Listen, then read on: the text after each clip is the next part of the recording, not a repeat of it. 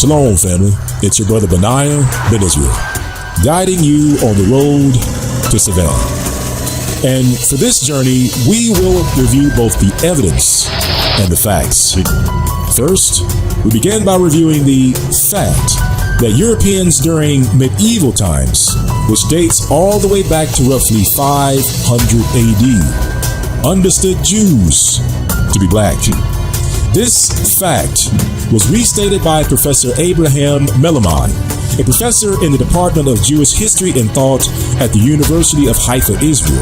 He states, and I quote, "A strong European tradition, dating back to the Middle Ages, maintained that Jews were black, or at least swarthy, and finds sharp expression in modern anti-Semitic literature." This fact was also stated by Professor Jacob Shavit, a professor of the history of the Jewish people at Tel Aviv University in Israel. In his book, History in Black African Americans in Search of an Ancient Past, he states, and I quote, "In medieval literature, a theory prevailed in which the Jews were part of the black race, or were at least dark-skinned." You see, fam, Jews being black wasn't some fabrication of a black man in the Americas. This fact was well known throughout Europe, well before the first transatlantic slave ever set foot in America. This fact of Judah being black is confirmed in the Lakesh relief, carved roughly 700 to 681 BC, in which the Assyrians depicted the tribe of Judah as a woolly-headed black man. Additionally, archaeology at Lakesh confirmed and classified the tribe of Judah as an Egypto-Nubian people based on cranial analysis. You see, fam, these Egypto-Nubian black sons of Judah, who made their way to Spain and Portugal and eventually made their way to Savannah, Georgia, listed on historical records as Sephardic Jews, living in and around First African Baptist Church in the 1700s and the 1800s. This fact was captured in history books which document the presence of Jews in Georgia.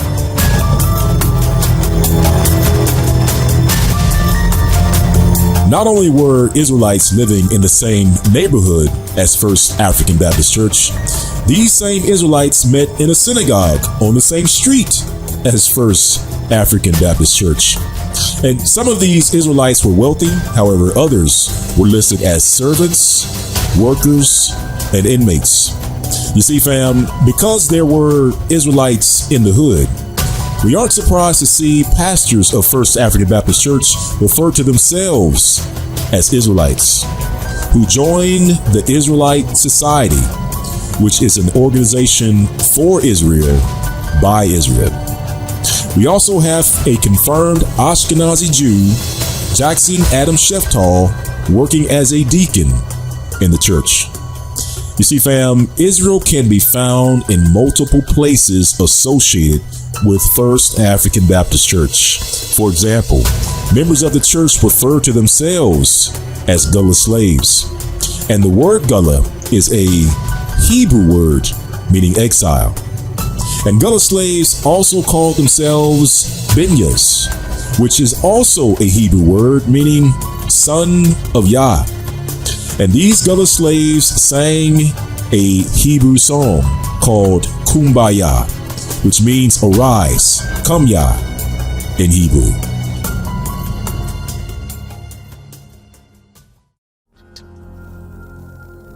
Shalom, family. It's your brother Benaiah Ben Israel. And on this trip to Savannah, Georgia, driving down the long plantation road, I couldn't help but think, we've come a mighty, mighty long way. Yahuwah Zabuot has brought us a mighty long way. From laboring in the hot, sweltering fields of the plantation to driving a minivan down that very road as free people. Hallelujah. He who endures to the end, the same shall be saved.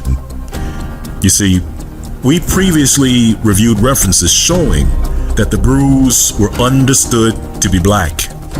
For example, Professor Abraham Melamod stated in his book, The Image of the Black in Jewish Culture, he states that a strong European tradition dating back to the Middle Ages maintained that the Brews were black. Or John Mackey in the 1700s states, a tall, thin, very black man, like a Spaniard or a Brew. Or is written in the sources of history when it says that the black Jews of Portugal. We then read references which tracked these Brews from Jerusalem to Spain by King Nebuchadnezzar of Babylon and General Titus of Rome. Then, following a great expulsion in 1492, we then find these Brews in various places such as in Africa. Then eventually, by way of the transatlantic slave trade, landing in places such as Brazil, Barbados, and eventually on the coast of Virginia, South Carolina, and Georgia. Now, King John III is credited for starting the Inquisition in Portugal and using it to expel many of the Christian Jews to Africa and the Americas. This is where the children of Judah's journey to Savannah, Georgia begins. The Inquisition banished large numbers of Brews to Brazil. And it reads, in the year 1548, the Jews in Portugal were persecuted by some Catholics called inquisitors, and many of them were consequently banished to Brazil. And the next reference reads, in 1548, the Jews, many of whom had taken refuge in Portugal, were persecuted by the Inquisition and banished to Brazil. Now, it's from Brazil a large group of Spanish and Portuguese Jews would make their way to Savannah, Georgia, by way of Barbados. However, before discussing this group, let's first discuss another group of Spanish and Portuguese Jews who escaped up into England. Now, some Brews evaded the Inquisition and found refuge in England. Reads, meanwhile, the Jewish population of London had been continually increasing. Many causes contributed to the influx. Poverty, political troubles, religious persecutions, outbreaks of war, all acted as accessories to the immigration. The quarrels between the emperor and the Turks, the occupation and the recapture of Belgrade caused a temporary inflow towards England from that direction. The renewal of the Inquisition activities in Portugal served to increase the Sephardi, or the Spanish and Portuguese Jew, population of London. All right, so to recap, we're tracking two groups of Spanish and Portuguese Brews as they leave Spain and Portugal. One group gets captured by the Inquisition and gets placed in South Central America, mainly Brazil, while another flees from the Inquisition and begins to amass in England. It's during this time that England has colonies in what we would call today the United States. There were two states which offered the Brews a place of refuge by a charter of tolerance. In other words, there were two states that would allow the Brews to live there without religious persecution. It was the state of Georgia and the state of South Carolina. So in Georgia, there was one city these Spanish and Portuguese Brews converged on, the city of Savannah, Georgia. On the day, the 7th of July, 1733, that Oglethorpe had assembled the colonists on the site of the present city of Savannah, for the purpose of allotting to each settler his proportion of land, and of organizing a municipal government. A vessel directly from London came up the Savannah River whilst the colonists were partaking of a public dinner given at the close of the day's proceedings, and landed 40 Jewish immigrants. And the next reference reads, and it reads, in July 1733, 40 Israelites arrived in Savannah. The gentlemen in England who were responsible for sending Jews to Georgia acted from purely charitable motives with the avowed object of accomplishing the result which the London congregation desired to accomplish. Subsequent events too show that the settlers sent by them were entirely unexceptional. Under the rules of the trustees, nearly all being under 30 years of age, able-bodied and industrious. You see, family, there were so many Spanish and Portuguese brews arriving in Savannah that they made up 1/3 of the total population of Savannah, Georgia. Let me say that again. They made up 1/3 of the total population in Savannah, Georgia.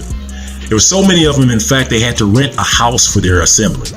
Now, this meeting place was on Market Square in the city of Savannah, and it's important to note that this meeting place of the Spanish and Portuguese brews is on the same street as the First African Baptist Church, and it's roughly 3 to 4 blocks down the street. But let's go ahead and read this reference, and it reads, previous to their departure, articles used in the ceremonial service of the synagogue were presented to them by a friend in London. And one of their first acts after their arrival was to establish a synagogue. Constituting as they did nearly 1/3 of the actual settlers, they had a large congregation, and accordingly, they rented a house on Market Square in Savannah for their synagogue, to which they gave the name Mikveh, or Assemblage of Israel, and where religious services were regularly held for some years. Now, when the Spanish and Portuguese brews lived in Savannah, they lived in an area on the west side of the city, the same neighborhood of the First African Baptist Church. Now, also keep in mind that some brews would leave a few years later during the English and Spanish War, only to return a few years later in large numbers. But this is when they were leaving during that time. It reads, this, however, is followed by another entry which shows that the majority of Jews had left Savannah and they had left to go to Charleston, South Carolina. In July 1741, the journal recites, on the west side of Savannah lies the township lots of the Jews, all going to the other colonies except for 3 or 4. All right. Now, this is another reference which shows the meeting place, or the location of the meeting place of the Spanish and Portuguese brews. And it reads, it says, at an unknown date, a house was rented on Market, now Ellis Square, and was altered for regular congregational services, but the small congregation faced internal problems. So this reference tells us that the location was on what was called Ellis Square. So some references will just say it's on Market, and some references will say it's on Ellis Square. And here's just another reference from the New Georgia Encyclopedia, just showing us where the meeting place or the assembly location was located. And like the other references, it says the congregation rented a house on Market Square, later Ellis Square. All right, so now we know where these Spanish Portuguese brews were congregating. If you look at the map on the screen, this is a map of Savannah, Georgia. And what's circled on your screen is the location of the First African Baptist Church. And this is the area, the next area you see on your screen is the area of Market Square, right? Some references will say Market Square extends from Franklin Square all the way down to Ellis Square on your right-hand side. But here, just to be safe, I circled the location of Ellis Square as the location of the meeting place of the Spanish and Portuguese brews. But as you can see, these locations are extremely close to each other. They were in the same neighborhood, right? So basically, the First African Baptist Church and the location of the Spanish and Portuguese brews were in the same neighborhood. And also this highlighted area in green, remember, we read a reference which said that the brews were required, or they lived in a township on the west side of Savannah. So what's highlighted on your screen is the west side of Savannah. So you can see that the First African Baptist Church is squarely within this area that the Spanish and Portuguese Jews lived in. Let's continue reading, family, and it reads, far from being newcomers, Jews are found in smaller or greater numbers in all of the 13 original colonies in the early days of colonial settlement. In some, like New York and Rhode Island, they appear in considerable numbers long before the close of the 17th century. And Yah willing, we'll get to this in another video. But it says in Georgia, they were among the earliest settlers, and it is therefore not unreasonable to expect to find Jewish settlers even in the early days of the Old Dominion. It is a curious fact that though the neighboring colonies of South Carolina and Georgia possessed a fair-sized Jewish community long before the Revolutionary War,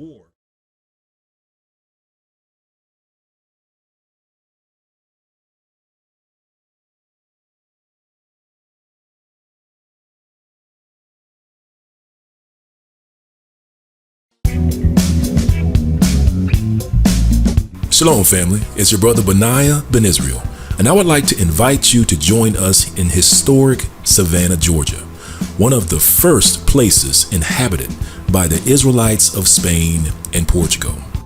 On June the 27th through the 29th, the African Israelite Justice Foundation will host a conference which will include, but not limited to, historic Savannah tours, a visit to First African Baptist Church, Truth Music Concert, and the conference event.